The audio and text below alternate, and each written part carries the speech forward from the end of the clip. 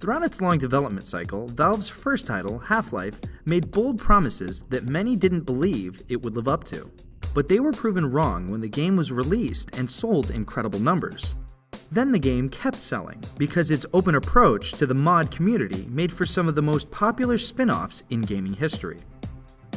This meant that a gamer who might not even like Half-Life would buy it anyway in order to play something like Counter-Strike.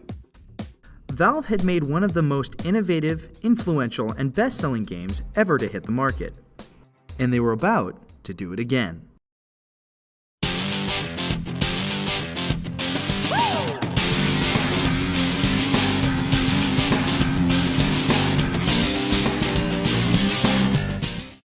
The reveal of the cleverly titled Half-Life 2 at E3 2003 left a massive impact on the gaming community. After the reputation gained by the first game, everyone was counting down the days to the game's November 2003 release.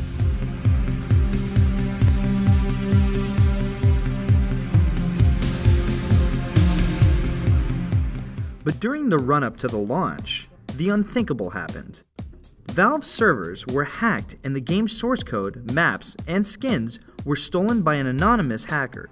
The hack is considered one of the biggest in gaming history.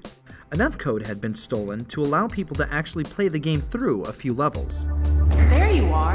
I wondered what was keeping you. Hope you didn't have any trouble finding me.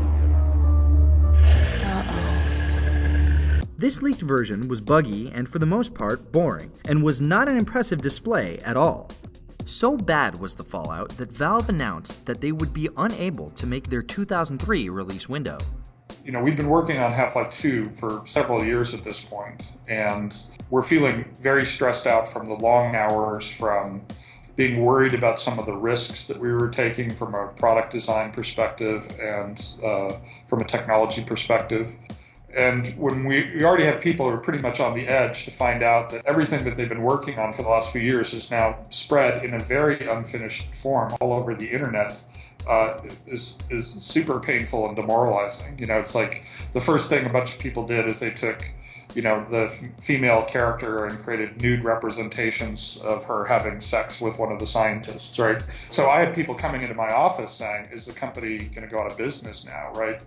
Should we just forget about doing Half-Life 2 and just go do something else now that the product has been ruined by having it launched like that?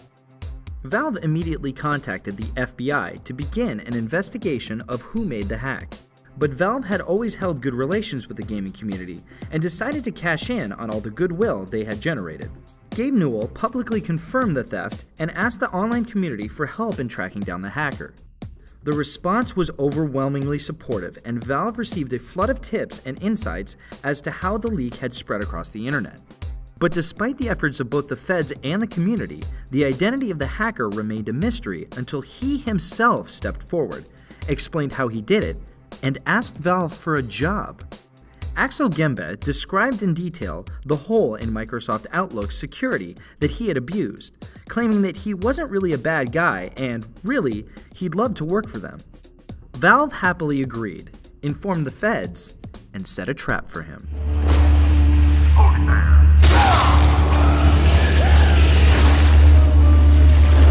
Sadly, Gembe sensed the trap and stayed in his native Germany, only to be arrested by German police. As if the whole fiasco hadn't been enough, Valve then got into a contract dispute with their own publishers. PC gaming in Asia tends to revolve less around home computers and more around cyber cafes, thus making these cafes the major breadwinner in that market. Publisher Vivendi stated that they had an exclusive right to sell to cyber cafes, but Valve insisted that they should retain the rights to sell to cyber cafes via digital distribution. The developer thus found itself in the bizarre position of suing the very people they wanted to help them sell their game. This dispute was still ongoing when the game was finally released, though was settled out of court a few months later.